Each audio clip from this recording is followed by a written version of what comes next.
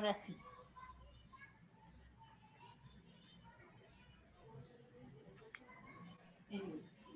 Inicio.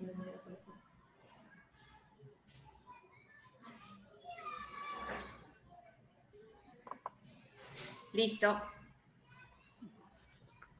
Bueno, les damos ahora sí entonces formalmente la bienvenida a todas las mujeres, hermanas, amigas que nos acompañan en esta reunión en Zoom y también a las que se van incorporando en Facebook. Estamos muy contentas porque este día por el cual orábamos, estábamos esperando, ha llegado y dice el Salmo 118, 24, este es el día que hizo Jehová, nos gozaremos y alegraremos en él. Ya estamos gozosas las que ya estuvimos saludándonos en este momento previo, estamos gozosas porque esperábamos que María Elena pudiera hablarnos sobre este tema tan importante que ella ha dado en llamar ilusiones y desilusiones, recuperemos la esperanza. Sabemos que el Señor ha preparado mucho para darnos en esta tarde a través de María Elena, así que estamos gozosas por eso. Y hay más buenas noticias, porque, ¿sí? Porque después que María Elena haga su exposición, va a responder algunas preguntas.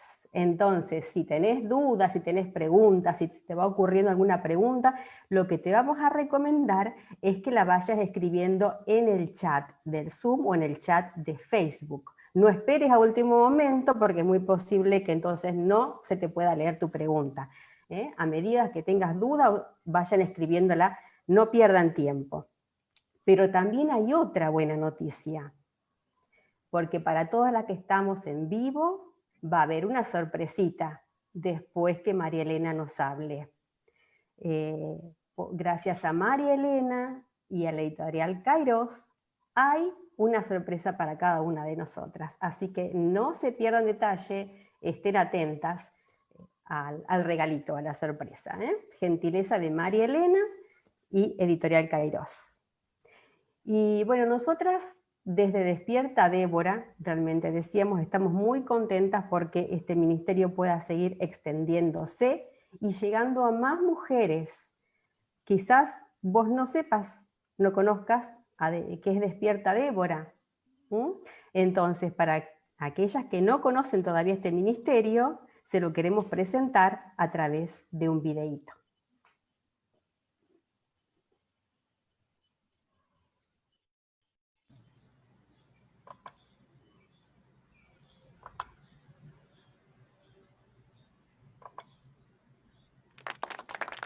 Hola, les da la bienvenida al grupo de Despierta Débora, madres de rodillas, hijos de pie.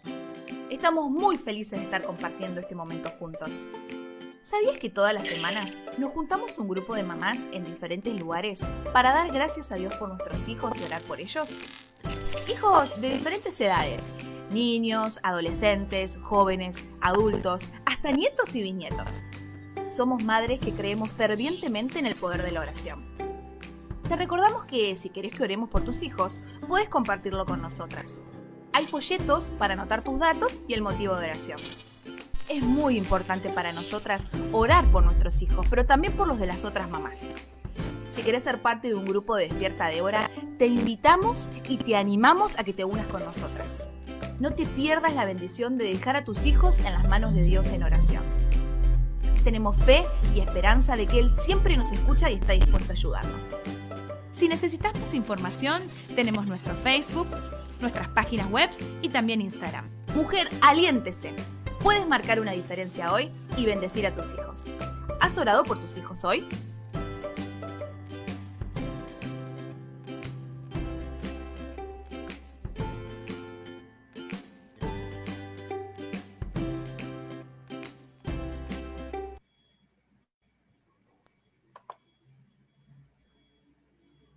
Muy bien, muy buenas tardes. Bueno, como han visto en el video, dice que somos un movimiento de mamás, abuelas y tías que oramos por los hijos, por los nietos, por los sobrinos. Y en común acuerdo sabemos que hay bendición y tenemos muchas respuestas del Señor cuando nos unimos para orar. Ahora, si ustedes quieren unirse, no conocen o conocen alguna líder, pónganse en contacto con ella o nos mandan un mail a Despierta Débora Argentina. Pueden comunicarse también por Facebook o por Instagram. Bien. Bueno, siguiendo con la reunión, ahora tenemos el placer de presentarla a María Elena. Las que tuvimos el placer de conocerla hace 1 o 2 años en una conferencia, realmente nos impactó el tema de la familia, a quién no nos toca, y este tema, ¿no? Cuántas ilusiones y cuántas desilusiones, pero bueno, tenemos un Dios poderoso, que a partir de ahí puede hacer algo nuevo también. Así que bueno, bienvenida María Elena. Muchas gracias, muchas gracias. Estamos todas muy emocionadas, muy esperando este momento. Así que antes de presentarnos, de que nosotras te presentemos, mejor presentate vos sola. Así que lo vas a hacer con 2 preguntas que te vamos a hacer. Te quisiéramos hacer todo un reportaje, como te lo hacen en el canal a veces de tele, pero bueno, nos vas a llevar vos misma a tu historia, a conocerte como persona. Primero te queremos preguntar cómo se compone tu familia. Bueno, te cuento, o les cuento. Hace 45 años que estamos casados con mi esposo, Rubén Partamián. El Señor nos ha dado 3 hijos hermosos, una hija y 2 hijos varones. Y como digo yo, lo mejor de todo son los nietos y las nietas, en nuestro caso, porque tenemos 5 nietas. Desde 6 años hasta 20 años, Sol la mayor, como digo yo, en todos los tamaños y colores, porque cada una tiene su particularidad, y todas nos hacen muy felices. Y también tengo, gracias a Dios, todavía mi mamá, que tiene 92 años, hermosos 92 años plenos de vida, ¿no? Derroche de vida. Eso sintéticamente, tendría mucho más para decir de familia, pero hasta ahí. Bueno, entonces sos mamá, abuela, hija, así que bueno, un combo hermoso. Suegra. Ah, también. suegra también, lo metemos en el combo también, lindo. Claro. Bueno, María Elena, contanos, tendrías mucho para hablar, pero sintéticamente, ¿cuáles fueron tus esferas de servicio desde que conociste al Señor hasta el día de hoy? Así un pantallazo. Bueno, cuando uno tiene la edad que uno tiene, tendría mucho para decir, ¿no es cierto? Porque es toda una vida, casi toda una vida. Tuve la bendición de nacer en una familia donde se conocía a Cristo, mis papás, mis abuelos, sobrevivientes del genocidio armenio, los 4, y que llegaron a la Argentina solamente, ni siquiera con idioma ni con dinero, pero sí con su fe. Y eso fue transmitido de generación en generación, el Señor ha sido fiel. Así que nada, me crié en el Evangelio, y cuando era adolescente y me iba a bautizar, tenía un gran conflicto, que era que no me acordaba el día de mi conversión, ¿no? Y decía, no puede ser que no me acuerde, porque todo el mundo cuando daba testimonio decía el día de su conversión. Pero después me di cuenta que en realidad cuando uno está nace y crece en el ambiente cristiano, uno lo va absorbiendo y en cada etapa de la vida reafirma su compromiso con el Señor. De eso sí estaba muy segura. Me bauticé a los 14 años y siempre de una u otra manera estuve involucrada en el servicio, como maestra de escuela dominical, líder de adolescentes, de jóvenes. Bueno, serían muchas cosas para contar, pero me parece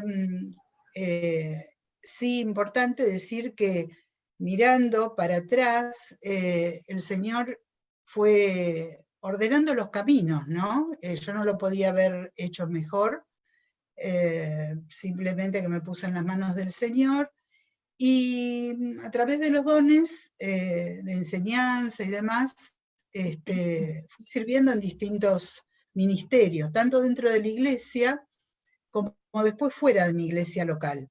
Más tarde vendría la carrera, que no la hice a los 18 años, como solemos hacer al terminar el secundario, porque me casé muy joven, tuve mis 2 primeros hijos, y además en ese momento tampoco hubiera elegido psicología. Pero a la edad de 29 años y ya con 3 hijos, con Andrés, que nació en el primer año de la carrera, pude hacer psicología porque creo que fue, la motivación fue el perfeccionar los dones que Dios me había dado, y después empezó todo un ministerio que realmente yo misma estoy sorprendida, me ha llevado por todo el país, fuera del país. ¿Me están escuchando bien, no es cierto? Perfecto. Sí. Perfecto.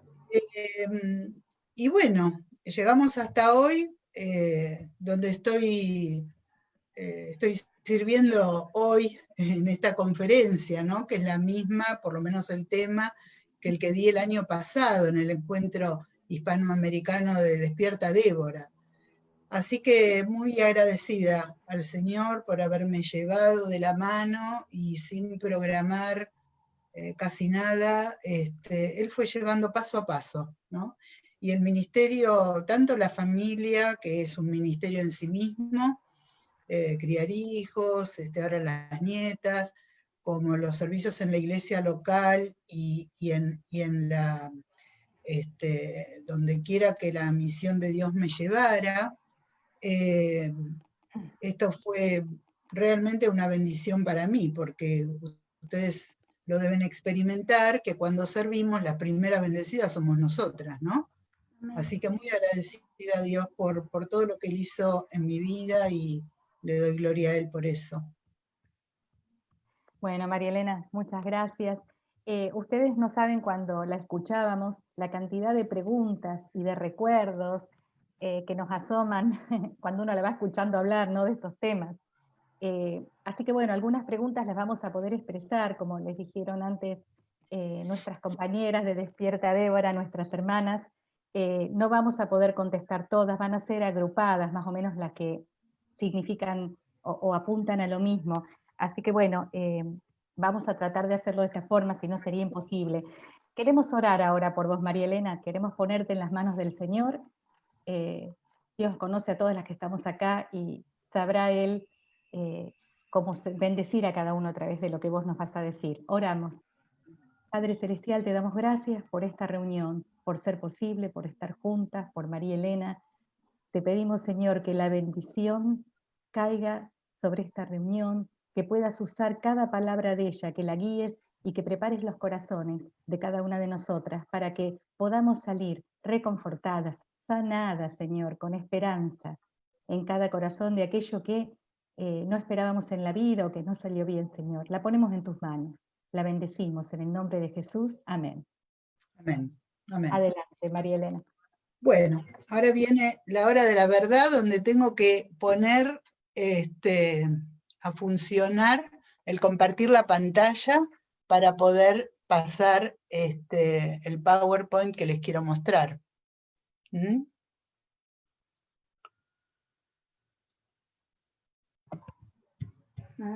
Ahí estamos. ¿Está todo bien? Perfecto. Bueno, recuperemos la esperanza después de nuestras ilusiones y desilusiones. De eso trata nuestro tema. Las que ya me escucharon el año pasado, bueno, van a recordar un poquito. Y las nuevas, bueno, las invitamos a reflexionar juntas sobre este tema que de algún modo creo que nos toca a todos. Claramente en la vida las personas elaboramos todo el tiempo proyectos en los cuales ponemos ilusiones, lógicamente, porque nadie empezaría un proyecto si no cree que, o no desea que salga bien, etcétera, ¿no es cierto? Pero la familia en particular es uno de los proyectos, si no el más, que concentra gran cantidad de ilusiones. ¿Por qué? Dos de los motivos podrían ser otros: por la intimidad y cercanía de los vínculos más estrechos que tenemos con otros seres humanos, generalmente se dan dentro de la familia. Podemos tener, por supuesto, otros vínculos cercanos, pero la familia concentra gran cantidad de ilusiones. Y además, porque es un proyecto a corto, mediano y largo plazo. Nuestra aspiración es que este proyecto, que en algún momento iniciamos, se prolongue, que seamos felices, y que esto se prolongue y sea, en lo posible, permanente, aún con todos sus cambios. A diferencia de otros proyectos que quizás son más breves, más cortos, que lo podemos cambiar, hay una proyección a largo plazo en el proyecto familia. Y dentro del tema familia, los hijos en particular, donde vamos a hacer foco, se lleva todos los premios, digo yo, de las ilusiones, ¿no? Porque si hay un vínculo donde vamos a poner ilusiones, tiene que ver con los hijos, ¿no es cierto? Con los hijos y las hijas. Los hijos son un regalo de Dios, dice la Biblia, y creo que así lo vivimos todas. Los hijos son una herencia del Señor, dice el Salmo 127:3. En otra versión dice, los hijos que nos nacen son ricas bendiciones del Señor. Y ser mamá y papá es una de las experiencias más hermosas y desafiantes que Dios nos permite vivir, porque formamos parte del proyecto humanizador de Dios. Es así como nada más ni nada menos se trata de formar seres humanos durante un largo plazo de tiempo. Y cuando hablamos de hijos me gustaría también ampliar el concepto y referirnos también a otras maneras de maternar, ¿no es cierto? Porque muchas de nosotras, quizás algunas no tenemos hijos, otras puede ser que los tengamos, pero que además podamos ser parte o ayudar a otros a crecer, como maestras, como líderes, distintas formas de ejercer roles maternales más allá de la familia biológica. Y forma parte de un proyecto de realización y enriquecimiento personal. Algunas ilusiones sobre los hijos. Yo comenté recién que el proyecto Hijos concentra gran cantidad de nuestras ilusiones. Algunas de ellas. Tenerlos, cómo, cuándo y cuantos deseemos, ¿no es cierto? Yo tuve oportunidad de, hace un tiempo, armar un grupo para matrimonios que no podían tener hijos, porque yo sentía ese peso al ver varios matrimonios cerca mío, jóvenes, que no podían tener hijos, y cuánta ilusión había en ese proyecto, ¿no es cierto? Y sobre todo ahora que uno programa tanto, los jóvenes programan tanto su carrera, etcétera, con mayor o menor aproximación pensamos que tenemos el control, ¿no es cierto?, de tener cuantos querramos en el momento que deseemos, que sean siempre saludables, hermosos, buenos, no sé qué, cuántas cualidades más podríamos agregar acá, ¿no es cierto? Si pudiéramos escucharnos, cada una podría aportar algo que deseó cuando estaba embarazada o cuando prohijó, hijos espirituales también, que siempre cumplan con todas nuestras expectativas, y para ser sinceras, a veces exageradas. ¿Es así? Quizás no nos damos cuenta, pero bueno, a la hora de idealizar, podemos idealizar cualquier cosa. Que al crecer elijan bien en la vida y se desarrollen sanamente. Cuando son pequeños, los tenemos bajo nuestro cuidado, bajo nuestro control, bajo nuestra órbita, pero a medida que van creciendo, que van tomando sus propias decisiones y que elijan bien, ¿no es cierto? Y que crezcan sanamente.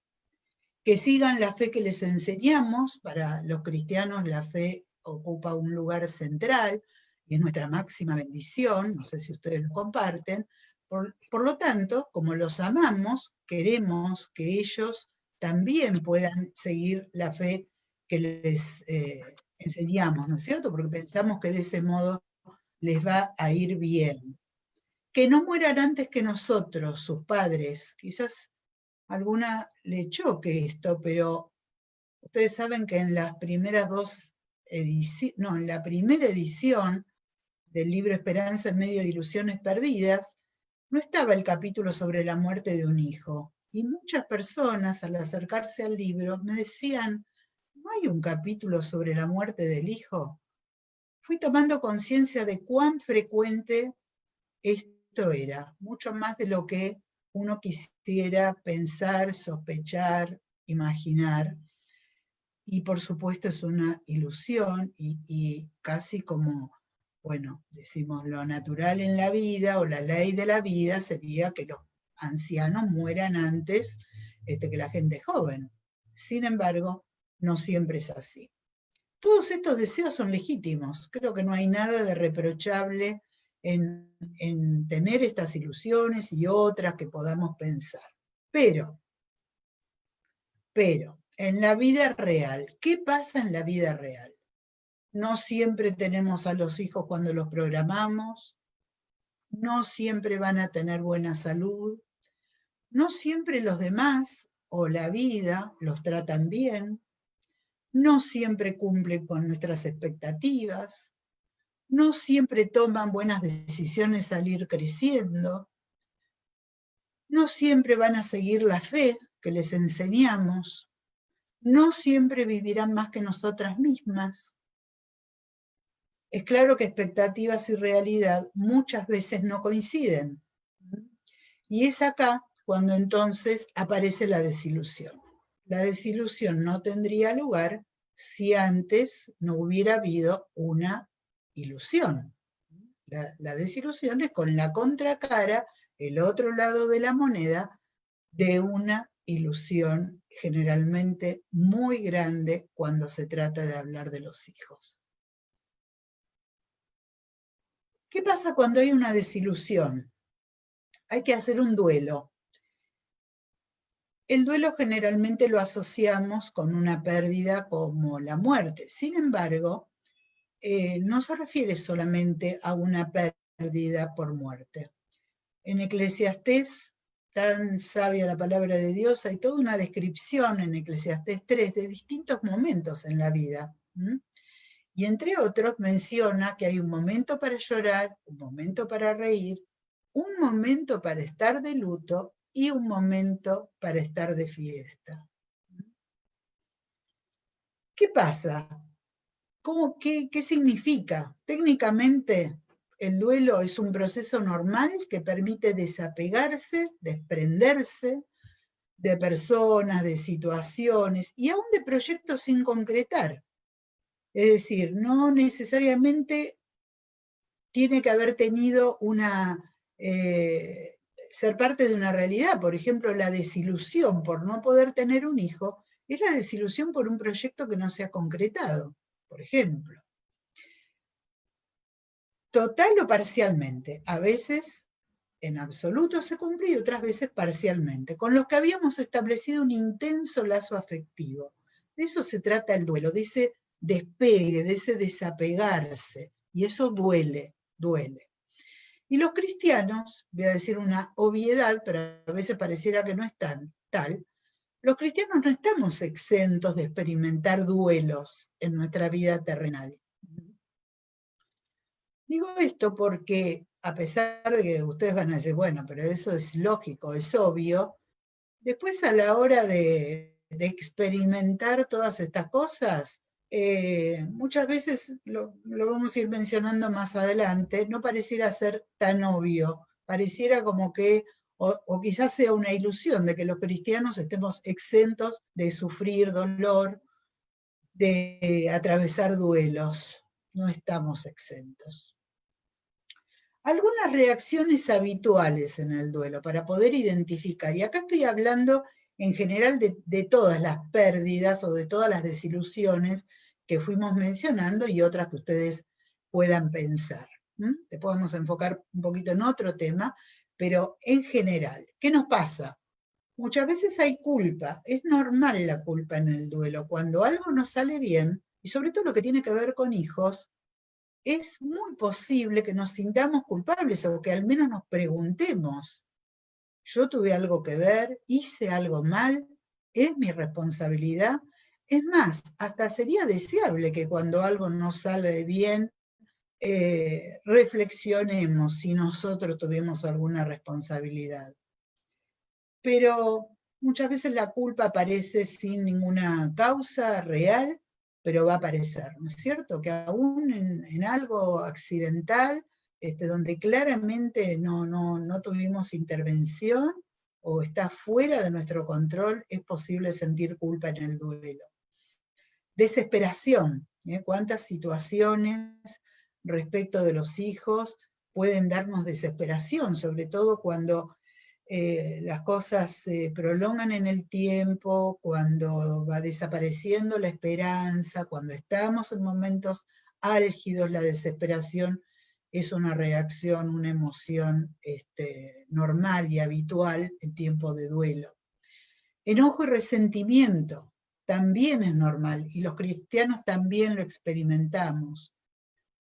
Ayer estaba hablando con un joven, y hablando de la muerte de su abuela, con quien él tenía un vínculo de mucho apego, él reconoció que todavía seguía enojado, porque él creía injusto que su abuela hubiera fallecido, una mujer joven todavía, y encubiertamente había un enojo con Dios, ¿no es cierto? A veces nos podemos enojar con otros, nos podemos enojar con nosotros mismos, y si no fuéramos cristianos nos enojaríamos con la vida misma, pero como cristianos, y como decimos que Dios está en el control de nuestra vida, también es probable que nos enojemos con Dios, que pensemos que Dios ha fallado a sus promesas, que por qué no ha contestado nuestras oraciones.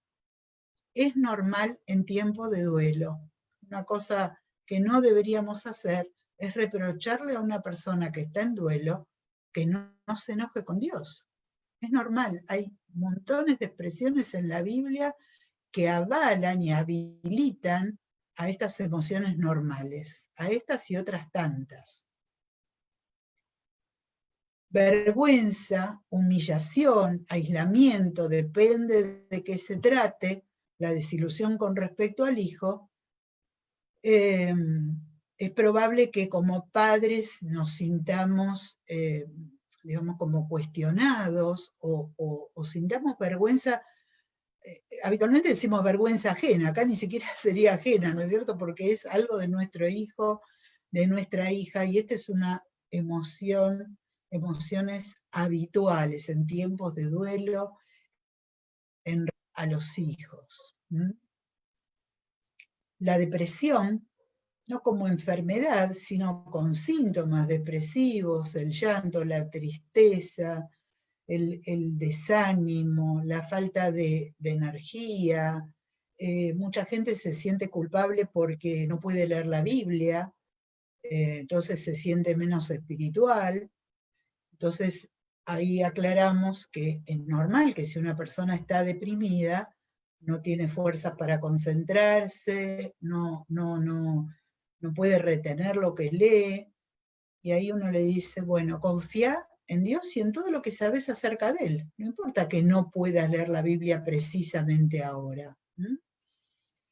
Porque la gente cristiana además se siente culpable cuando esto le sucede. Y es un error. Somos humanos, dijimos antes, ¿no es cierto?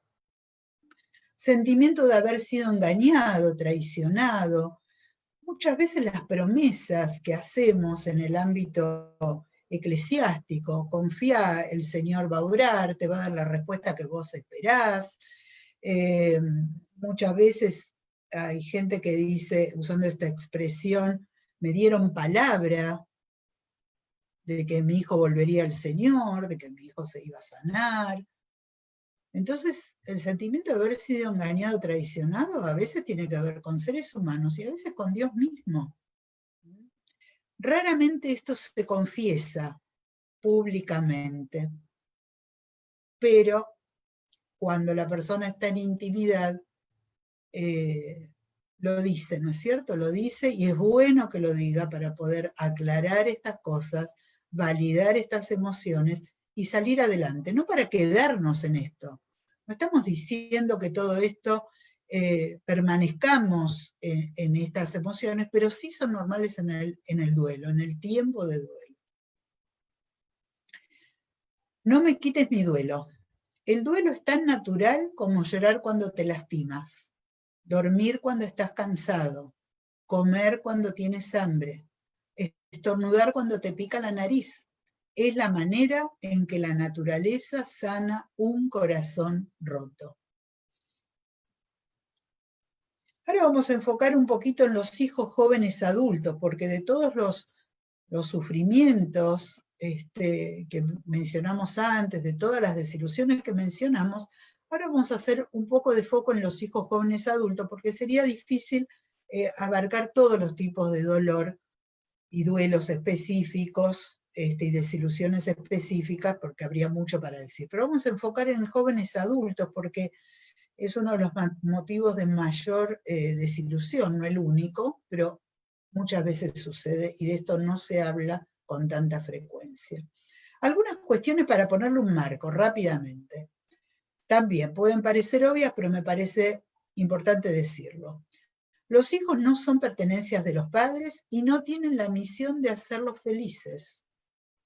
Algunas se pueden enojar conmigo, pero sinceramente es lo que pienso.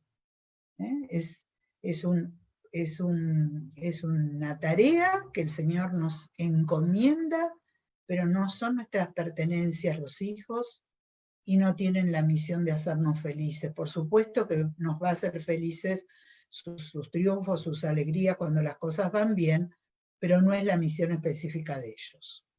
No responden linealmente a la educación recibida. No siempre que un hijo no cumple las expectativas, necesariamente sea porque porque ha habido serios errores de los padres. No siempre es así. No responden linealmente a la educación recibida. Cuando crecen, tienen derecho a elegir diferente a lo que los padres le enseñaron porque son seres humanos. Nada más ni nada menos. Y como seres humanos, creados a imagen y semejanza de Dios, tienen libertad, tienen derecho a elegir diferente. A veces no nos gusta tanto porque desearíamos tener el control siempre, ¿no? Y acá tenemos que asumir los riesgos y las glorias de crecer en libertad, porque Dios corre ese riesgo con cada uno de nosotros al darnos libertad de acción, de decisión. A veces los hijos eligen mal su camino, esto es verdad. Y a veces los hijos superan a los propios padres.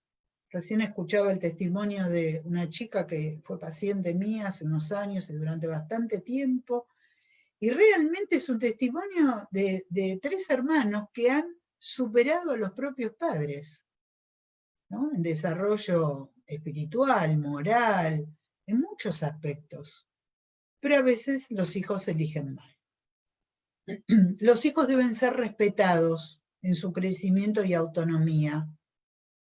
Y esto significa que a hijos jóvenes adultos no los podemos tratar ni como a niños ni como a adolescentes. Son ya adultos que ahora sí deben responsabilizarse por su conducta en la vida adulta.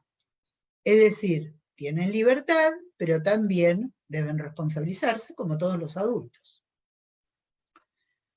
Algunos errores de madres y padres. Tolérenme y no se pongan nerviosas, chicas, porque a veces cometemos errores. No tenemos la culpa de todo, ni mucho menos, pero algunos errores frecuentes que uno encuentra. Tendencia a manipular o querer controlar a los hijos. ¿Les suena esto? En nombre del cuidado y la protección. Por supuesto que no es con mala intención, ¿no? Pero ¿saben qué? Las buenas intenciones no alcanzan y no tenemos derecho a manipularlos o querer controlarlos. Controlarnos sí, pero controlarlos no. Y a veces lo hacemos para cuidarlos, para protegerlos, etc. Es una buena intención, pero la verdad es disfuncional en esta etapa, ¿no? De la adultez. Entonces acá lo que cabe es evaluar nuestras propias inseguridades y miedos. ¿Es lo que mi hijo necesita o yo tengo que hacer algo con mis miedos y mi inseguridad? O quizás remito a la propia historia mía. Otro error es ver como peligrosas, desafiantes o rebeldes cualquier conducta autónoma de los hijos. Muchas veces uno se encuentra con padres desilusionados o enojados con sus hijos, pero cuando uno examina la conducta del joven, es conducta saludable, pero los padres lo ven, por ser diferente a lo que ellos hubieran elegido, como desafiante o rebelde, ¿no? Y pretenden que los hijos adultos les sigan obedeciendo como cuando eran chicos. Lo sienten como una amenaza a la unidad y a la lealtad familiar. O sea, la diferenciación es probable y es sano que nuestros hijos elijan diferente a nosotros. Quizás no en las cuestiones centrales o saludables para ellos, pero sí en otras cosas. Eso no me inhabilita como mamá, no habla mal de mí como mamá. Simplemente tengo hijos adultos que tienen el derecho de buscar su propio camino y de ninguna manera implica una deslealtad o amar menos a los padres. Simplemente ejercen su derecho a ser diferentes. Creen que los hijos, al elegir diferente, están en contra de ellos. Se apela al argumento de la reputación o al buen testimonio para lograr la obediencia de los hijos. Nuestros ámbitos religiosos muchas veces tienen estos problemas, diría yo, ¿no es cierto? Porque se fuerza a los hijos y a las hijas a obrar de X manera en nombre del buen testimonio. Pretenden que los hijos reparen su propia historia y sus propias frustraciones, que no le pase lo que me pasó a mí, que como yo no pude estudiar, mis hijos estudien, que como yo no pude hacer tal cosa, ellos lo logran. Cuidado con esto, ¿no es cierto? No tienen la misión de reparar nuestras propias historias. Esto produce, ¿por qué está mal esto? No es que está mal por nada. Producen los hijos rebeldía, sentimientos de rechazo, al no sentirse amados por quienes son, y cargan con una vida que no sienten propia. Bueno,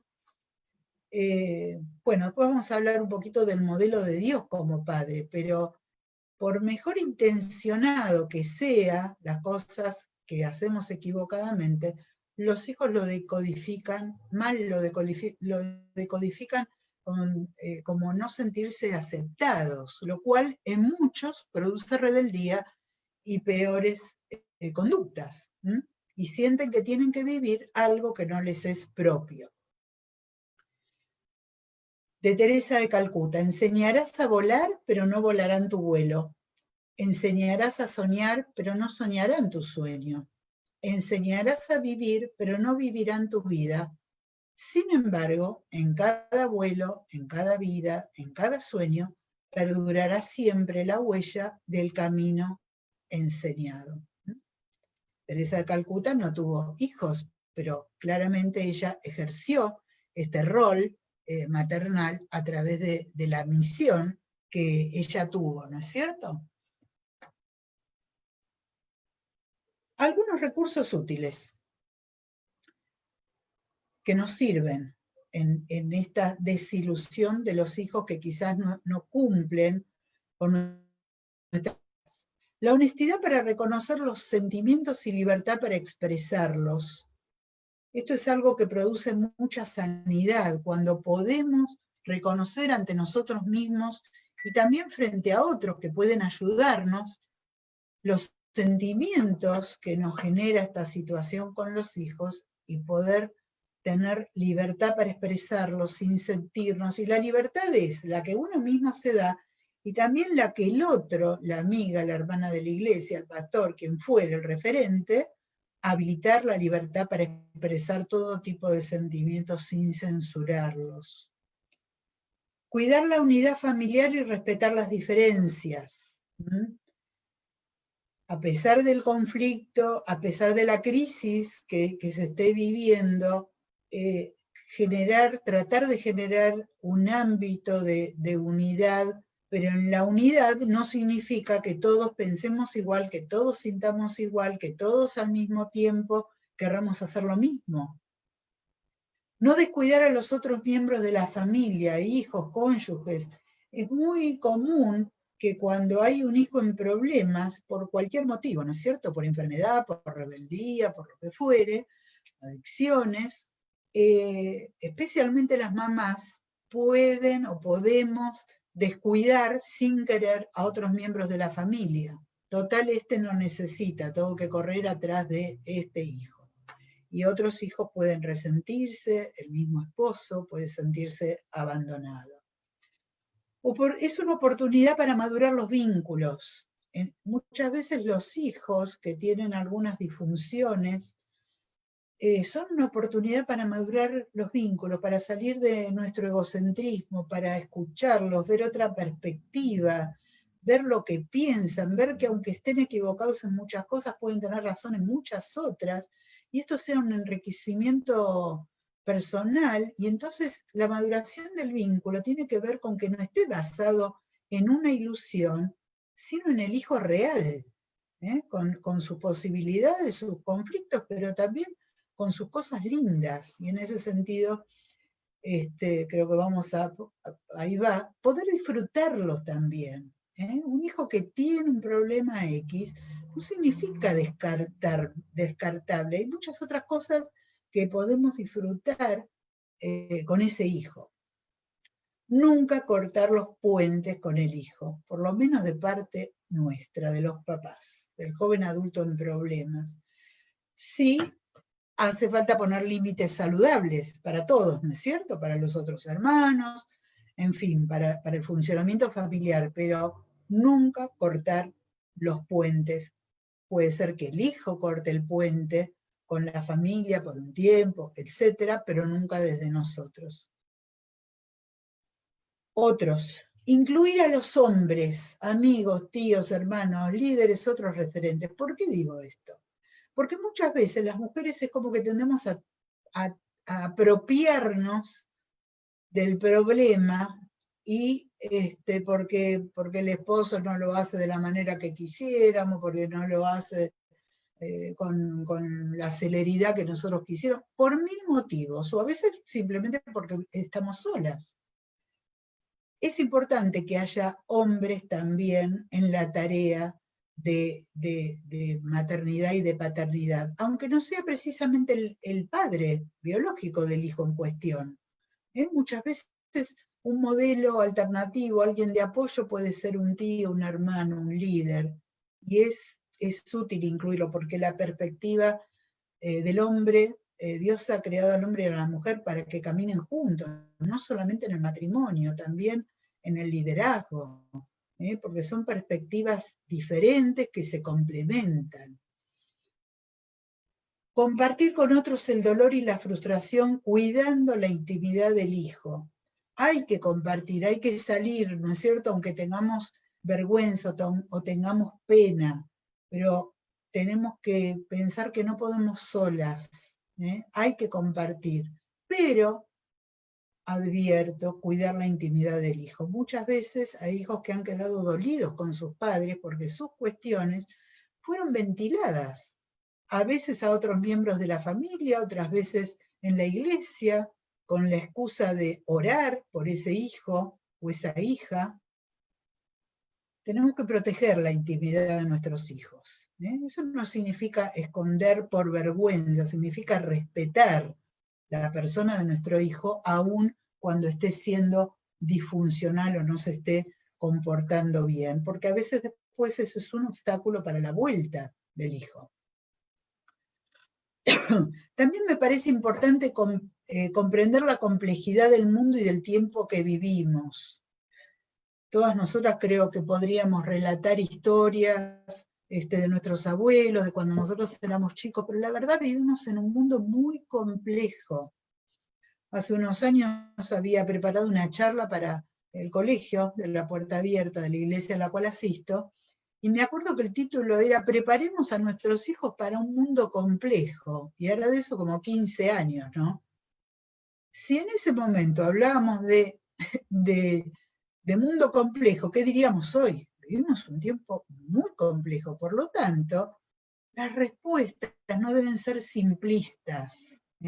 Nuestros chicos viven, chicos, adolescentes, jóvenes, viven tiempos difíciles. Y las respuestas simplistas que a veces se dan desde el hogar o desde la iglesia no les alcanza. Es un desafío recrear la aplicación de los principios. No quiere decir modificar los principios o del todo vale, sino cómo recreamos los principios. Dios es un Dios creativo. ¿Cómo aplicar los principios que son inamovibles a situaciones concretas? Eso exige mucha sabiduría, mucha plasticidad también. Buscar ayuda externa, ya lo mencioné antes. Cuidado con las respuestas carentes de gracia y misericordia, tanto las nuestras propias como las que recibimos de afuera. Yo escucho, hermanas, cada cosa decirle a las personas en sufrimiento de distinto tipo, que son muy dolorosas, que agregan dolor a las personas que sufren. Y acá estoy ampliando, no solamente referente a los hijos, en cualquier tipo de sufrimiento. La persona que está atravesando un dolor realmente necesita cuidado, necesita gracia, necesita misericordia. Es como que hay que tratarlo con una delicadeza, porque está dolido, está lastimado, está lastimada la hermana, ¿no? La gracia que podamos aplicar, gracia y misericordia de Dios. La sabiduría que proviene del cielo es ante todo pura y también ama la paz. Siempre es amable y dispuesta a ceder ante los demás. Está llena de compasión. Las personas están antes que las leyes. Jesús lo demostró, ¿no es cierto? Y él vino a cumplir la ley. Sin embargo, cuando hubo que hacer algunas decisiones, priorizó a las personas antes que las leyes.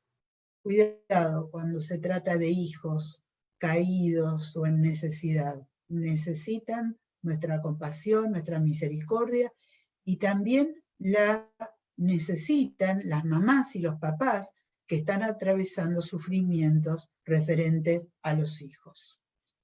Justamente Despierta Débora es un ministerio que facilita la comunión en tiempos de soledad y de dolor, ¿no es cierto?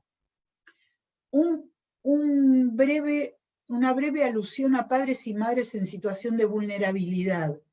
Si todos necesitamos cuidado en tiempos de dolor, de duelo,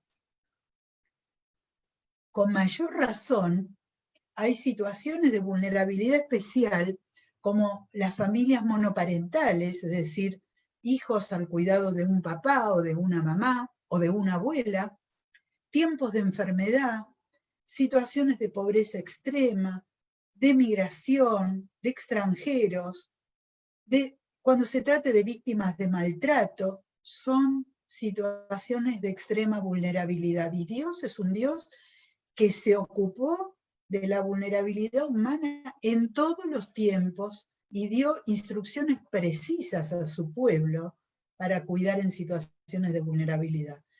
Si recorremos todo el Antiguo Testamento, cantidad de veces Dios le pide a su pueblo que cuiden de los extranjeros, de las viudas, de los huérfanos, de los enfermos, de los pobres. Y eso después se recicla, se reactualiza, se potencia en la venida del Señor Jesús, ¿no es cierto? Y si miramos a quién se dirigió Él particularmente, cuál fue su público particular, tuvo que ver con lo que hoy se llamaría población vulnerable. En la Biblia no está la expresión población vulnerable. Esto es algo muy de los últimos tiempos, donde se está reparando en esto conceptualizadamente, pero Dios ya lo dijo hace miles de años. Dios hace habitar en familia a los desamparados, y la familia es la familia de Dios. La oración como máximo recurso, dentro de los recursos que mencionamos. ¿Qué oramos? ¿Cómo oramos? Ustedes saben que a mí me gusta preguntar particularmente. Yo tengo un 98% de pacientes cristianos evangélicos a lo largo de más de 33 años. Y me gusta preguntar, ¿qué orás? ¿Cómo orás? Porque en lo que oramos, qué decimos, qué pedimos, va implícito lo que pensamos, lo que sentimos. ¿Qué oramos? ¿Cómo oramos? Algunas motivaciones equivocadas en la oración. Que se haga como yo quiero. Una cosa es expresar nuestro deseo. Dios quiere, ¿no es cierto?, que expresemos lo que necesitamos, lo que deseamos, aun cuando Él ya lo conoce. Pero ahí conocemos nuestro propio corazón cuando hacemos la oración. ¿En qué oramos? ¿Cómo oramos? Otra motivación equivocada es cubrir las apariencias, o sea, cuando el propósito más que restaurar al hijo tiene que ver con la vergüenza propia, o para mostrarnos como familia perfecta, que a veces no lo queremos admitir, pero es probable, y muchas veces en nuestros ámbitos de fe, lamentablemente, a veces es más, digamos, es una gran tentación mostrar una perfección que no existe en el plano humano. No hay familia perfecta. Hay familias más saludables, menos saludables, con más recursos, menos recursos, sí, pero la verdad es que la imperfección nos iguala a todos. Todos somos imperfectos y tenemos familias imperfectas. Si no, no estaríamos acá, estaríamos en el cielo ya. Que cambie, oramos que cambie nuestro hijo, nuestra hija. La oración primero debe cambiarnos a nosotras mismas, para madurar, para salir del egocentrismo, para enfocar bien, para desarrollar la compasión, para ser consoladas, para consolar. Claro que vamos a pedir que nuestro hijo cambie la conducta disfuncional si la hubiere, o la mala decisión que ha tomado. Pero la verdad que la oración primero nos tiene que cambiar a nosotras, porque vamos a hacer ese vínculo, ese puente de nuestro hijo, nuestra hija, con el Señor. Dios es nuestro Padre misericordioso y la fuente de todo consuelo. Él nos consuela en todas nuestras dificultades para que nosotros podamos consolar a otros. Cuando otros pasen por dificultades, podremos ofrecerles el mismo consuelo que Dios nos ha dado a nosotros. Tremendo esto, ¿no es cierto? Si nosotros nos quedamos en el dolor y en la amargura, difícilmente podamos dar a otros un consuelo del cual no nos hemos apropiado. Así que muchas de las cosas que nos pasan, no solamente referido a nuestros hijos, sino otras experiencias en la vida, sufridas, si lo atravesamos bien, nos capacita para poder consolar a otros, y eso es la voluntad de Dios.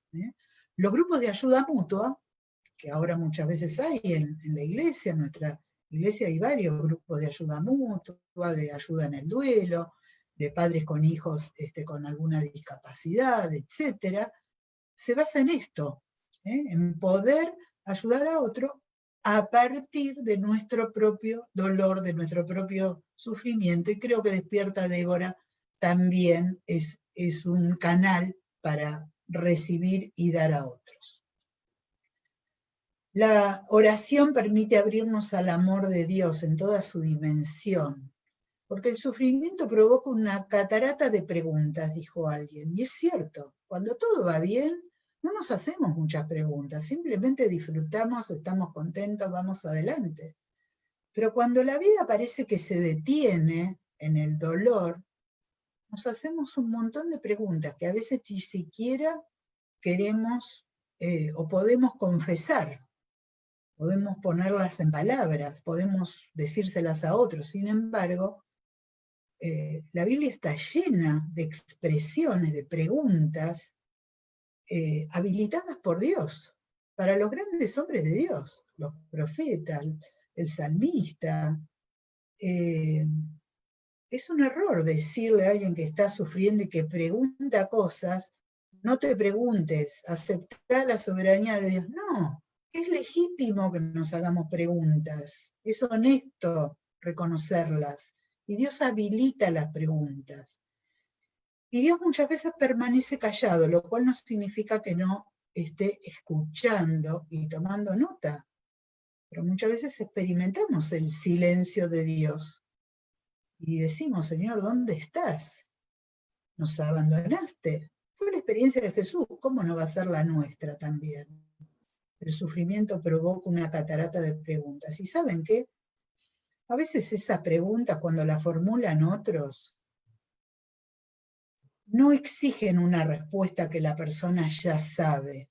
Porque en general como cristianos enseguida nos salen un montón de respuestas teológicamente correctas, pero no apuntan a las emociones de la persona. Y digamos lo que digamos, por más correcto que sea, quizás no es lo que la persona necesita. Porque ya quizás la persona sepa el texto que le decimos, la respuesta que le estamos dando.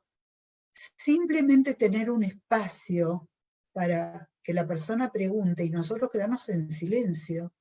Muchísimas veces en este consultorio, pacientes cristianos que hacen preguntas en tiempos de dolor, simplemente me remitía a decir, no sé, yo también me hago las mismas preguntas, cuando me pasa a mí o cuando te escucho a vos. Esa cosa de tener rápidas respuestas a veces aumenta el dolor de alguien que está sufriendo, así que evitemos el silencio respetuoso, el abrazo, el decir, no sé qué decirte, es mucho más honesto que decir palabras huecas, que las personas interpretan como huecas.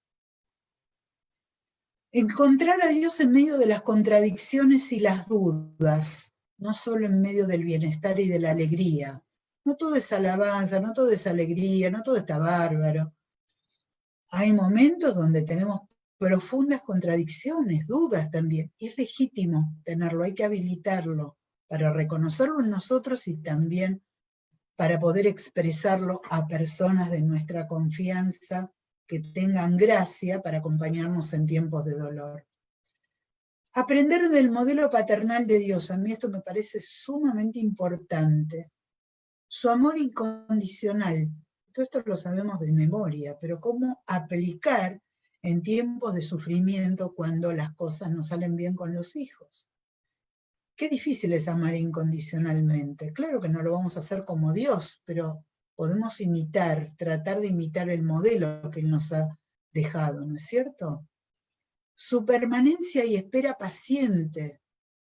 Dios no se aleja cuando nosotros actuamos mal. Puede dolerse, pero está esperando que volvamos. Del mismo modo tenemos que hacer con nuestros hijos. Su disposición a recibir y perdonar. Esto tiene que ver con aceptar las particularidades del hijo, ser más amplios, ser misericordiosos.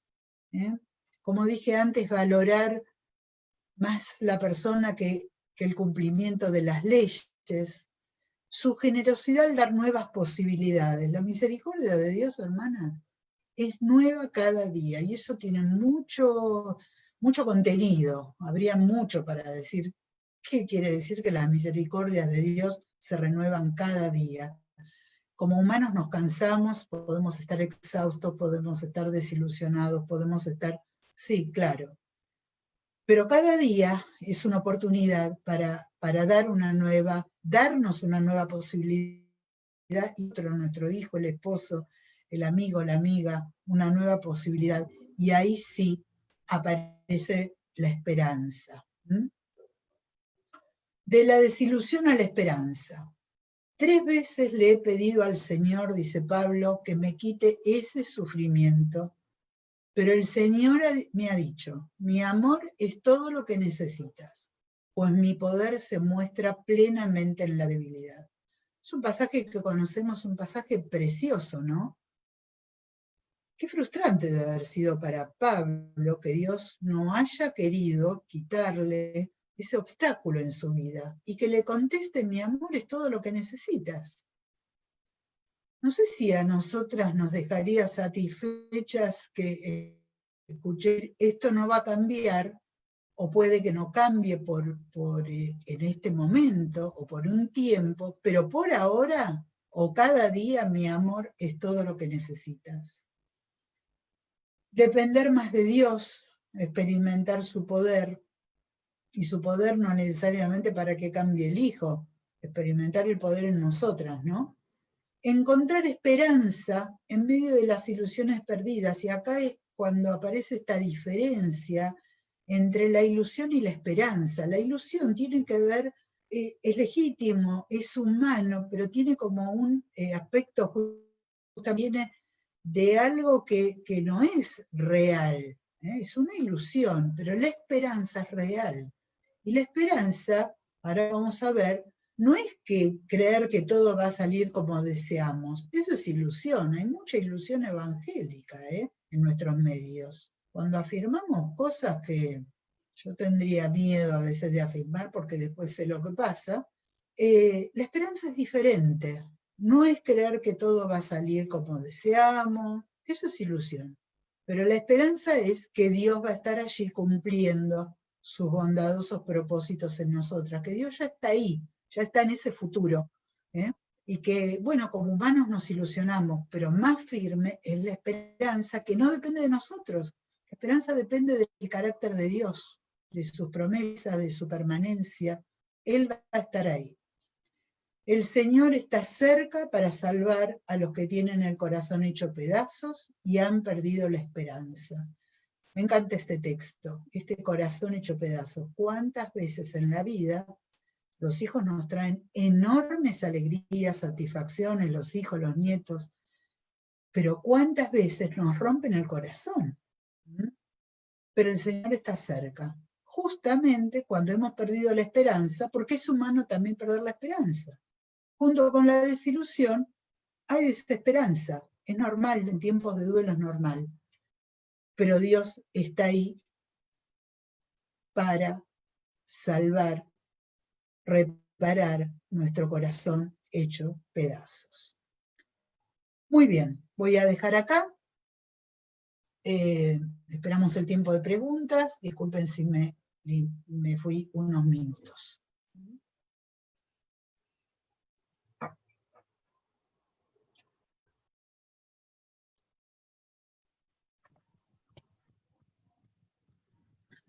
Bueno, no sé quién...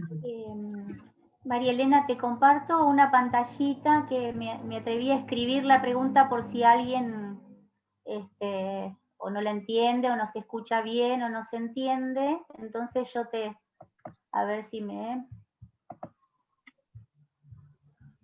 Sí. Ahí va. Empezamos por esta. ¿En qué consiste el ministerio con los matrimonios que no tienen hijos que vos comentabas al principio?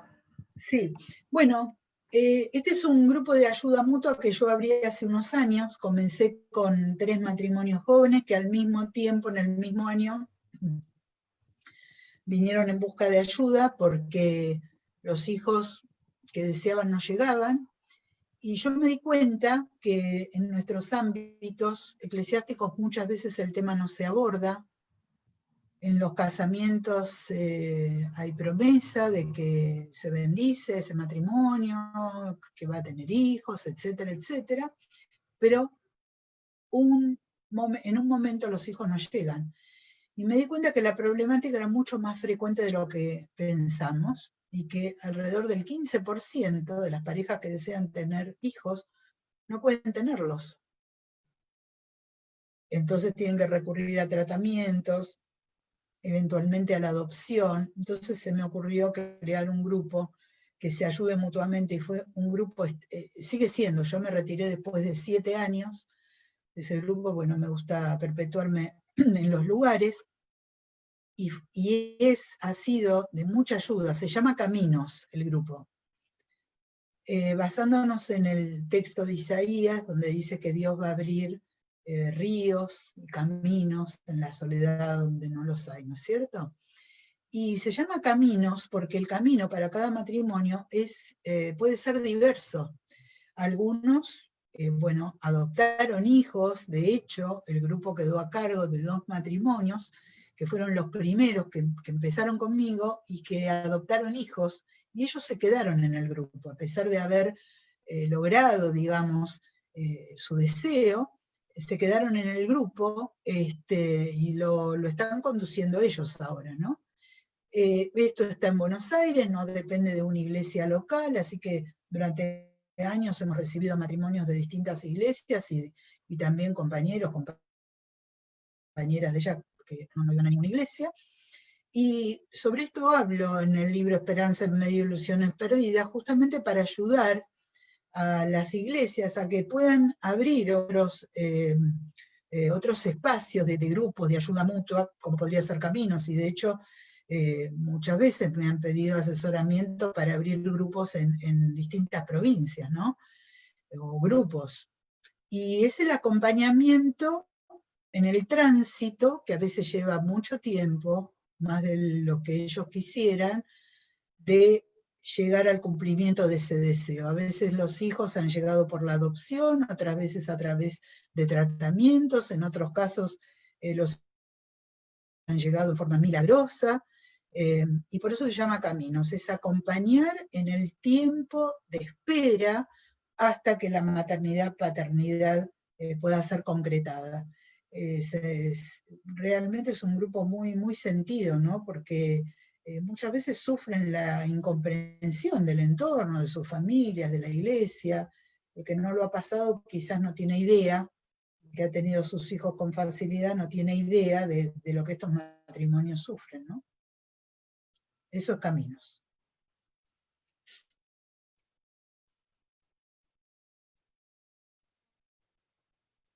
No se escucha.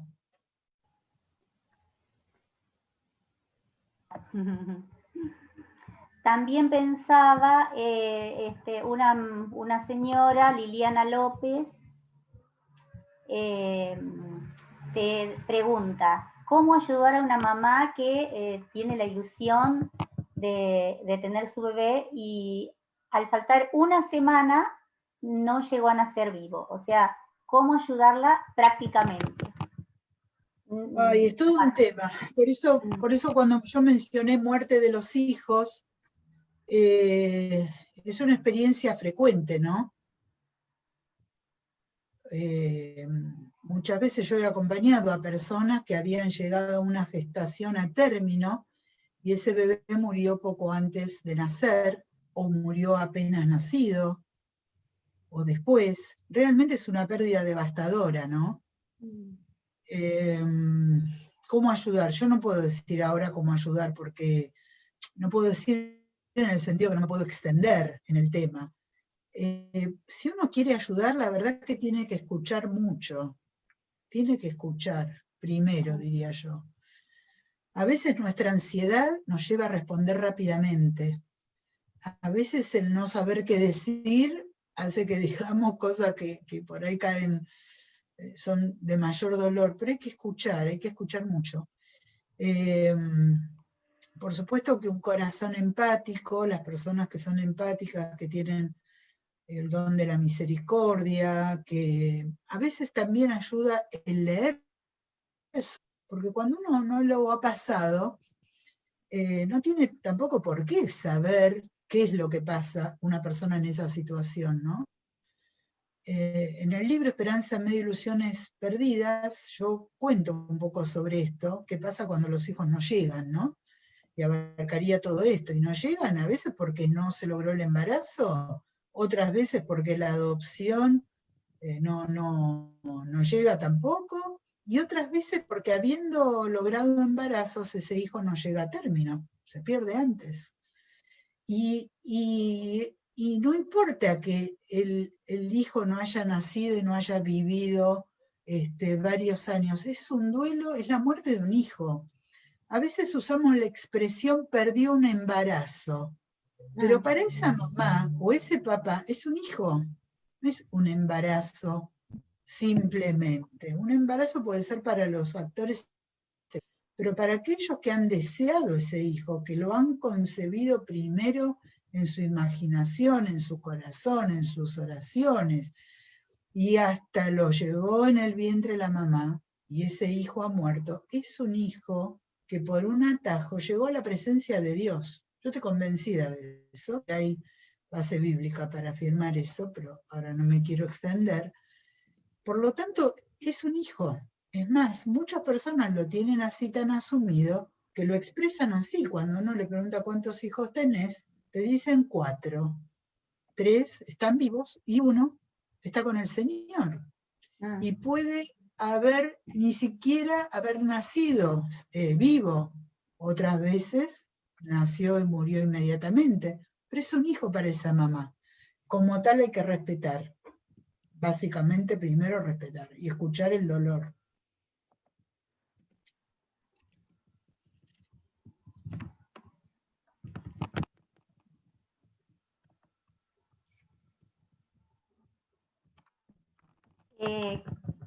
¿Cómo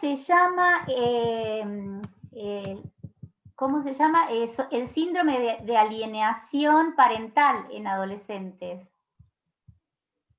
¿O podés explicar algo de eso? Sí, pero nos estamos yendo mucho de tema, ¿no? Porque sería un tema del tema de violencia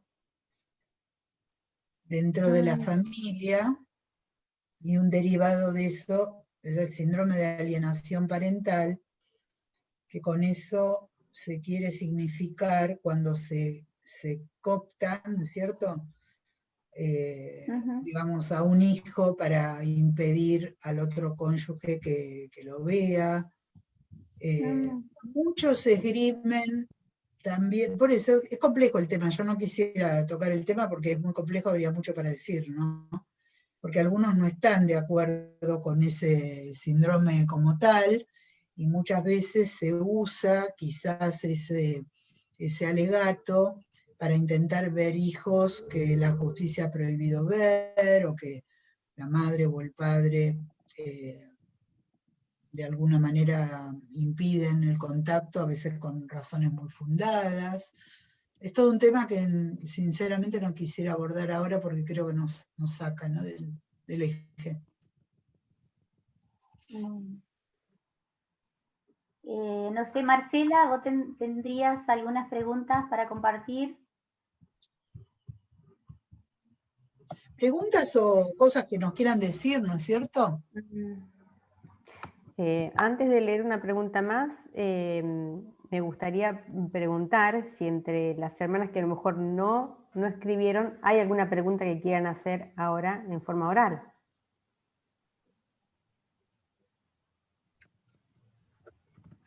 O comentar, como dice María Elena. Si no, te podría ir dejando esta, María Elena. ¿La culpa por conductas pasadas afecta físicamente a las personas? ¿Cómo? A ver, otra vez, por favor. ¿La culpa por conductas pasadas afecta físicamente a las personas?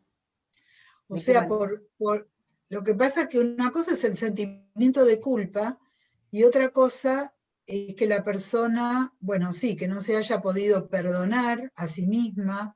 O sea, no sé exactamente cómo viene la pregunta y si la interpreto bien, ¿no? Pero sí, claro, hay muchas emociones que cuando no han sido bien liberadas, expresadas, sanadas, experiencias traumáticas que se han vivido, que no han sido sanadas, o no dichas, o no puestas en palabra, muchas veces se somatizan, pasan al cuerpo, ¿no? O sea, hay síntomas.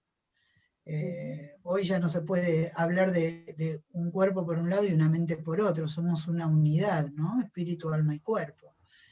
Entonces muchas veces cosas no resueltas, me acuerdo ahora la expresión del salmista, mientras callé envejecieron mis huesos, ¿no?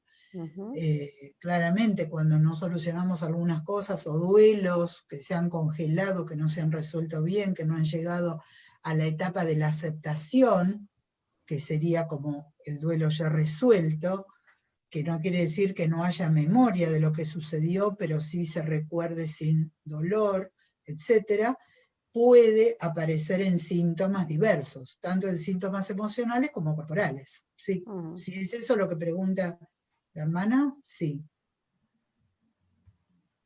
Bien.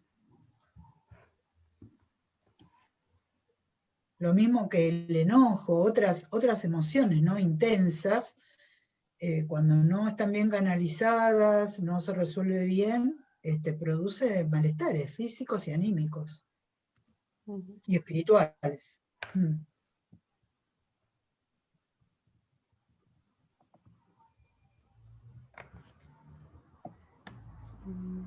Bueno, después acá hay una que no sé si la interpreto bien. A ver, dice, la constitución y los vínculos familiares pueden influir en algunas reacciones, conductas que tengan características más cercanas al polo de la enfermedad. No sé si se entendió o la leo de nuevo. A ver, sí. La constitución y los vínculos familiares pueden influir en algunas reacciones, conductas que tengan características más cercanas al polo de la enfermedad. No sé, para mí no está muy clara la pregunta, pero no sé bien a qué se refiere, entonces no sé si contestar algo o no, pero si la hermana que lo hizo quiere ampliarlo. Esperamos a ver si la amplía. A ver si lo puede ampliar o precisar un poco más. Sí, como dije antes, claramente hay vínculos que no son saludables, por ejemplo, si se refiere a eso, ¿no? Justamente estoy preparando una breve charla para un colegio sobre violencia en la familia, y una de las cosas para decir es que la violencia dentro de los vínculos familiares es considerado un problema de salud pública, ¿no? Por la cantidad de enfermedades, de ausentismo laboral, de un montón de consecuencias tiene, ¿no es cierto? Entonces, claro, los vínculos más cercanos, y la Biblia habla de eso, porque violencia, vivimos en un mundo violento, es tremendo, está generalizada la violencia, y no es un fenómeno nuevo, es de todos los tiempos, cada época tuvo lo suyo, pero el maltrato, los vínculos de maltrato, los vínculos abusivos dentro de la familia, claro que son generadores de enfermedades físicas y psíquicas también, pero no sé si se refiere a eso. María Elena, te leo unos mensajes del chat. Dice, me identifiqué con el desánimo de leer la Biblia y la culpabilidad que eso conlleva, y Sí. cómo poder superar la culpa de no sentirme tan espiritual como otros, sería. Eso es. Otro mensaje dice, perdóname, si la persona estuviera acá frente a mí, le diría, primero le haría una pregunta, ¿no? Porque a mí cuando me preguntan algo me gusta hacer 10 preguntas yo. Entonces yo le preguntaría, ¿qué es ser espiritual? ¿Cómo definimos qué es ser espiritual? Si para la persona leer mucho la Biblia es ser espiritual, y la verdad que si no la estás leyendo ahora, dejaste de ser espiritual.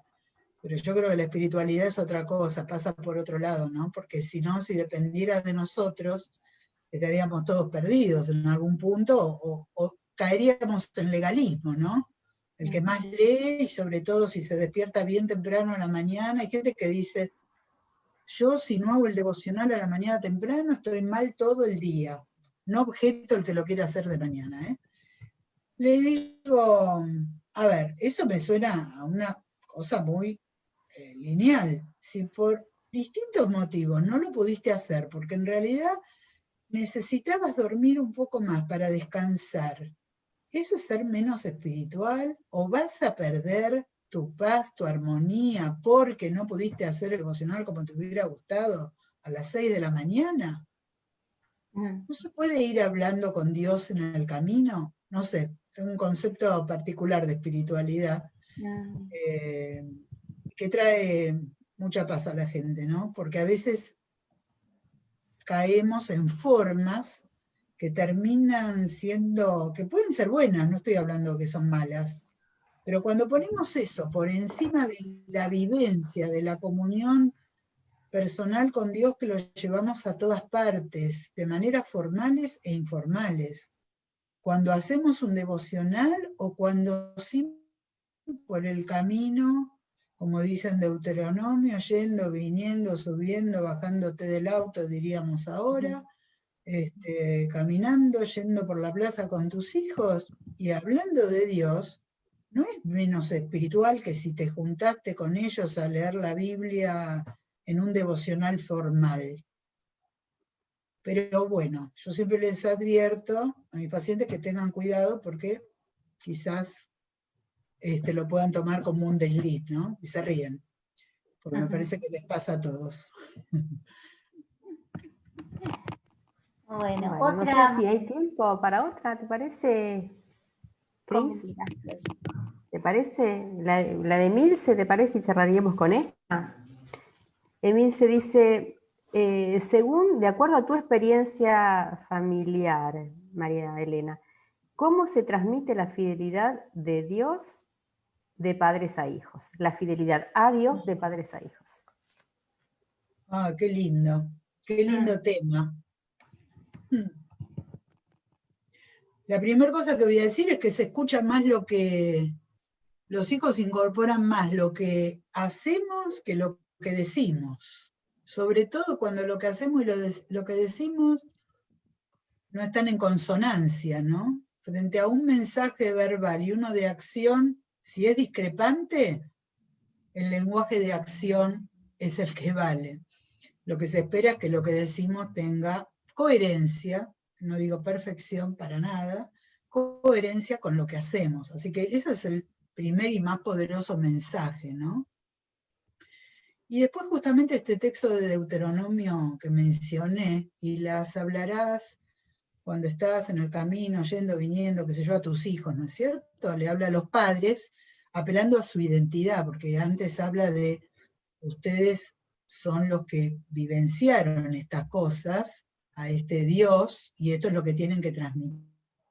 Y justo hoy a la mañana, teniendo una consulta con un paciente papá de varios hijos, que me contaba algunos sucesos de su vida, toda una hilación, y entonces, con buenas y malas experiencias, digo, ¿vos te das cuenta que esto? Le remití este texto de Deuteronomio, ¿no? Le digo, ¿vos te das cuenta que esto es un legado importantísimo para tus hijos? Y ese legado importantísimo es como el recorrido del pueblo de Dios, cuando Dios les decía, miren para atrás y vean esto, aquello, lo otro, y cómo Dios los trajo hasta acá, etcétera, etcétera. Ahora en el medio pasaron desiertos, pasaron pruebas, no fue todo un camino de rosas y maravillas, ¿no? Pero poder compartir con nuestros hijos de un modo natural, no forzado, no tan formal, sino la enseñanza informal en nuestros vínculos cercanos tiene mucho más peso que la enseñanza formal. Hay espacio para la enseñanza formal y está bien, pero la enseñanza informal es esa que transmitimos en cada momento casi sin darnos cuenta también, ¿no? Entonces cuando les contamos a nuestros hijos alguna experiencia y le decimos, bueno, Dios me ayudó en esto. Me acuerdo una conversación con uno de nuestros hijos cuando veníamos del sur de nuestro país viajando para Buenos Aires, el sur un lugar que siempre nos gustó, íbamos en familia, y atravesábamos campos inundados, porque había sido un año de muchas lluvias y de mucha inundación. Y entonces se habían anegado los campos, apenas estaban los puentes, y las noticias decían que se habían muerto muchos animales, etc. Entonces uno de mis hijos, que tenía 7 años más o menos, dice, 8 años, dice, todo lo que dice la Biblia de los milagros es todo mentira, dice. Estaba indignado él, ¿no? Es todo mentira lo de los milagros, dice, porque si no, Dios, si dicen que es tan poderoso y que hace milagros, tenía que haber hecho que no llueva tanto y que los animalitos no se murieran, ¿no? Con la candidez, espontaneidad y no autocensura de un niño, ¿no?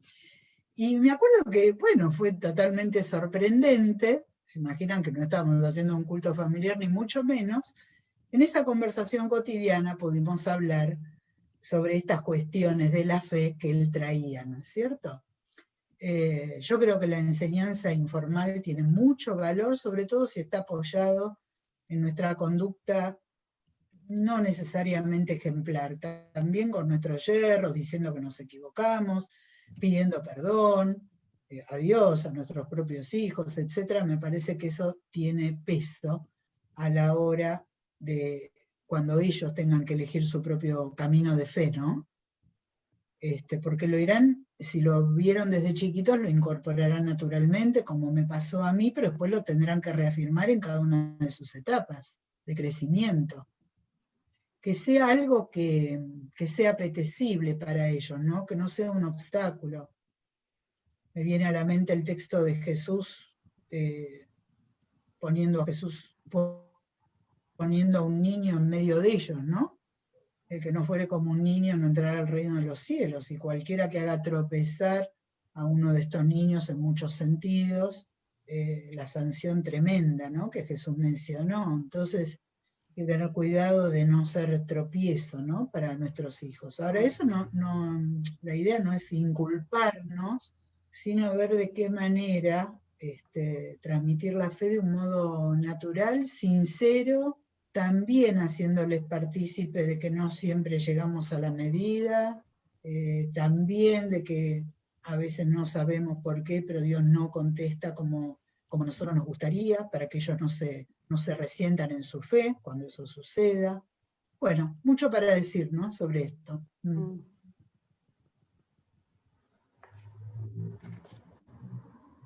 Bueno, hay muchas también, muchas lindas palabras hacia María Elena. ¿Podríamos leer algunas, Cristina? Los saluditos para María Elena, leemos una cada una tal vez. Dale. Dice, es muy genia María Elena, dice Karina. Bueno. Alicia dice, gracias María Elena, una bendición escucharte. Elizabeth dice, qué valioso escucharla María Elena. Nos corre de la religiosidad y nos transmite un Dios más natural y lleno de gracia. Muchas gracias.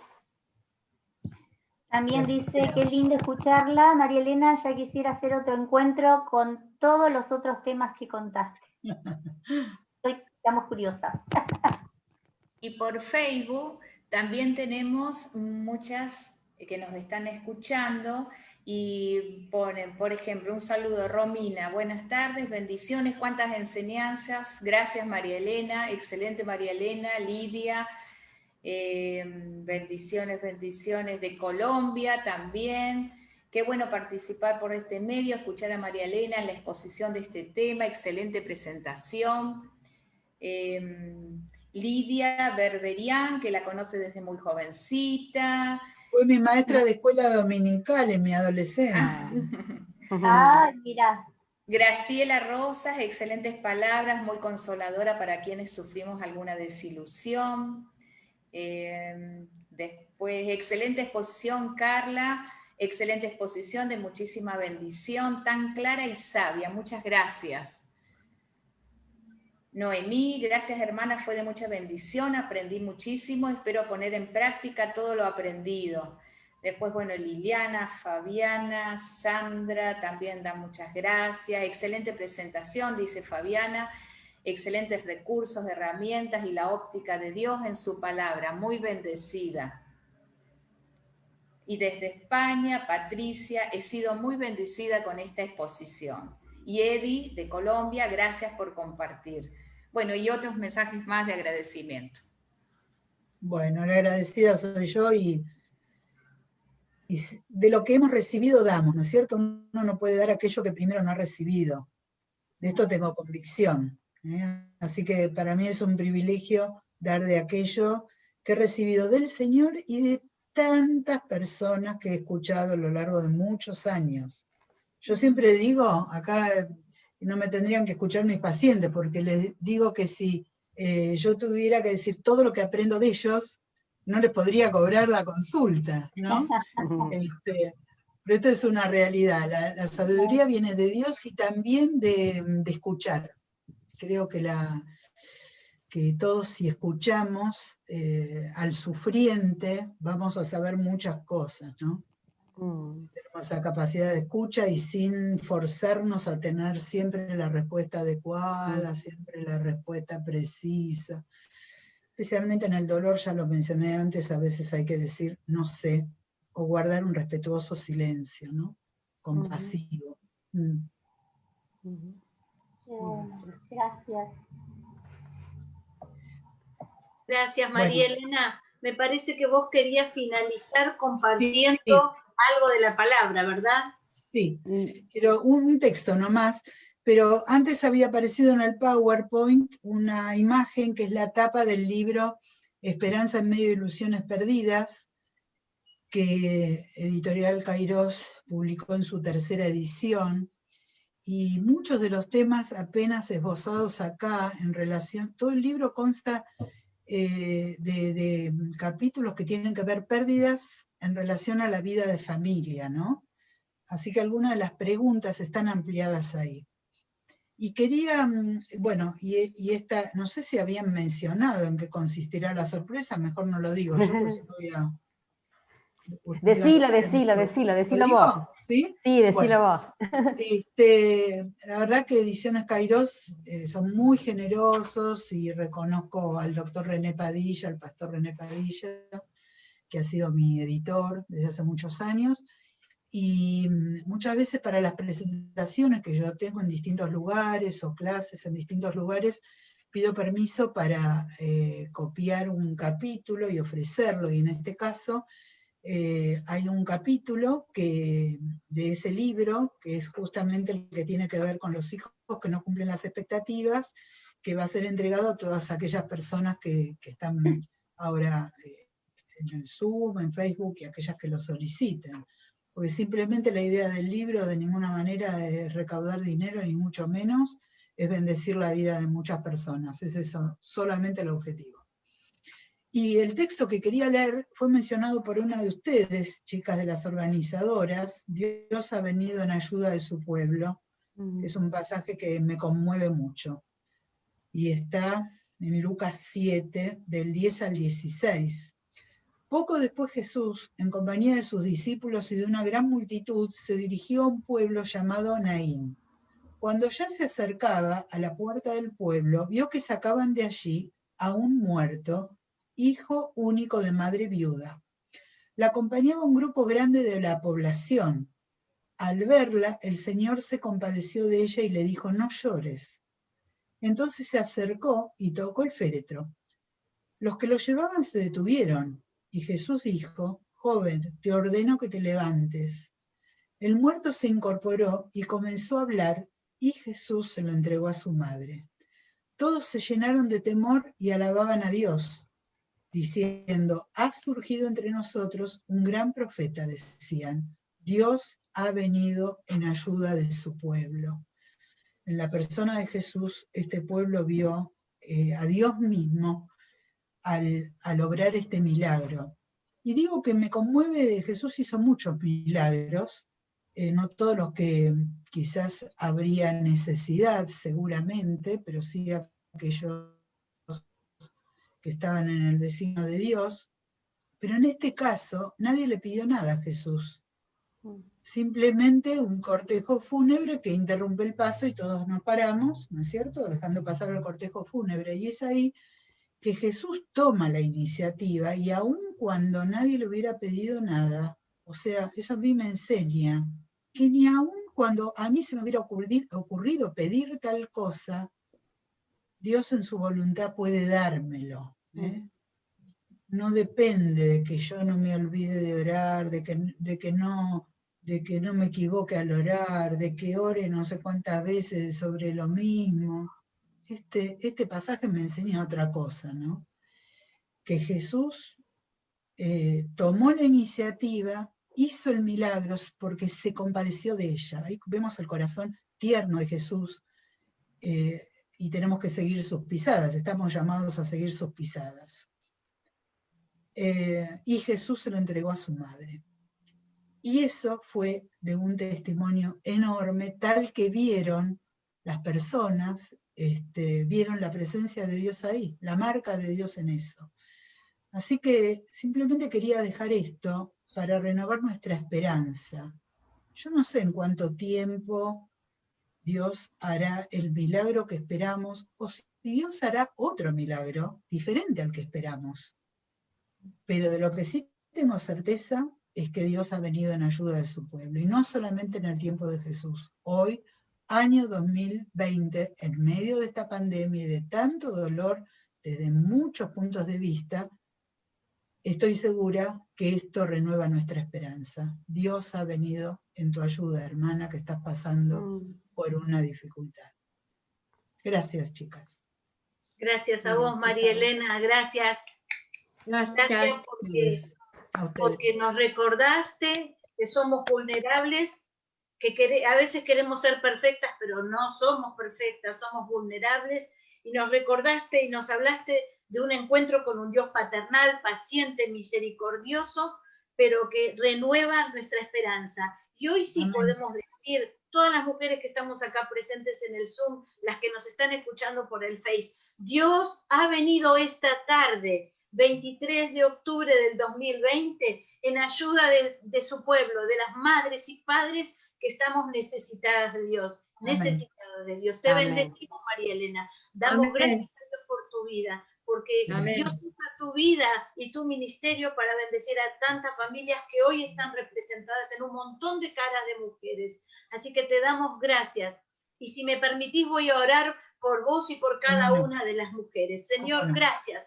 Muchas gracias en esta tarde, porque te hiciste presente, porque estás atento a nuestras necesidades y viniste en ayuda de cada una de nosotras. Vos nos conocés, sabés con qué situaciones estamos viviendo en este tiempo, pero gracias porque te hiciste presente como ese Dios paternal, nos sacaste de las estructuras, nos sacaste de la religiosidad y te presentaste como ese Dios lleno de amor, lleno de misericordia, de gracia. Gracias, Padre. Gracias porque estás en medio de nuestras alegrías, pero estás con nosotras cuando estamos sobrellevando esos tiempos de oscuridad y de dolor. Te alabamos, Padre. Te alabamos porque estás con nuestros hijos, donde ellos se encuentran en este mismo momento. Estás rodeándolos con tu amor, tu gracia y tu misericordia. Gracias porque sos un Dios perdonador, porque nos perdonaste a cada una de nosotras y nos vas a seguir perdonando. Y perdonas también a nuestros hijos.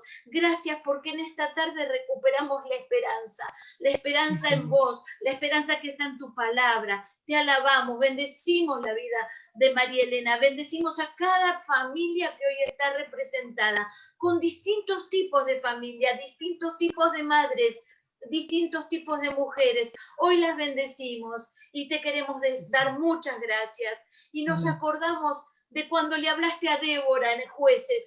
Despertate, Débora, y hoy nos queremos despertar y darnos cuenta que en medio de esta situación, en este 2020, hoy podemos levantarnos gracias a vos y recuperar la esperanza. Te alabamos, Señor, y te bendecimos en el nombre de Jesús.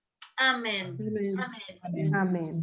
Y a todas aquellas que nos escuchan, si quieren formar un grupo de Despierta Débora, si quieren comenzar un grupo de Despierta Débora, ahí en pantalla tienen la manera de comunicarse con nosotras a través del Facebook, de Instagram y a través de los mails. Si ustedes van a querer formar parte de un grupo o comenzar un grupo, les pedimos que nos dejen teléfonos y en la próxima semana alguna de las hermanas del equipo estaremos comunicándonos con ustedes de manera telefónica para poder seguir expandiendo este movimiento que bendice no solo a las mujeres, bendice a nuestros hijos y bendice a las familias, no solo de Argentina, sino en cada lugar donde hay una Débora orando. Así que muchas gracias, Dios las bendiga y renovemos nuestras esperanzas porque hay un Dios vivo que está con cada una de nosotras. Gracias, María Elena. Dios te bendiga. Gracias.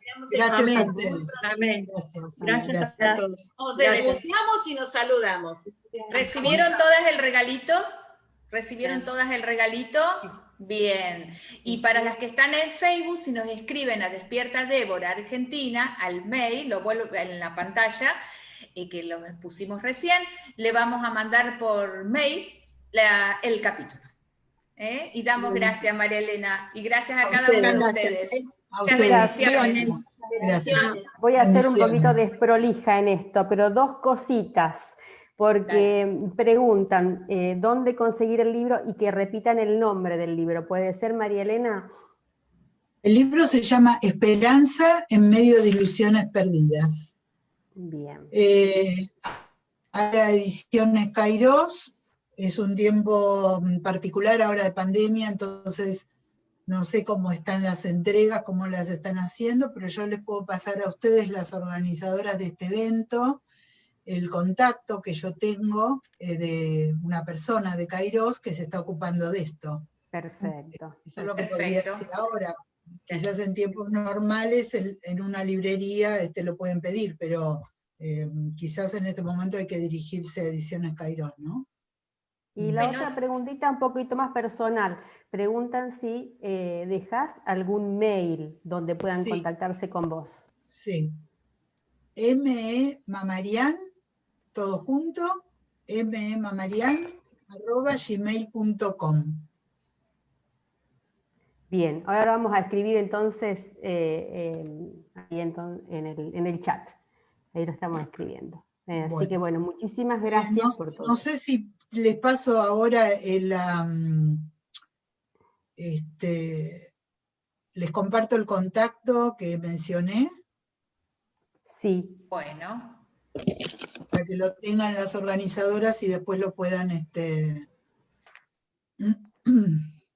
Así pueden adquirir el libro. Así es. Ahí, perfecto. Ahí fue. Sí. Bueno. Muy bien. Bueno, chicas, que el Señor les bendiga a cada una. Muchas gracias a ustedes porque trabajaron mucho, al grupo organizador. Muchas gracias. Gracias. María Elena. Gracias. Una esperanza hermosa.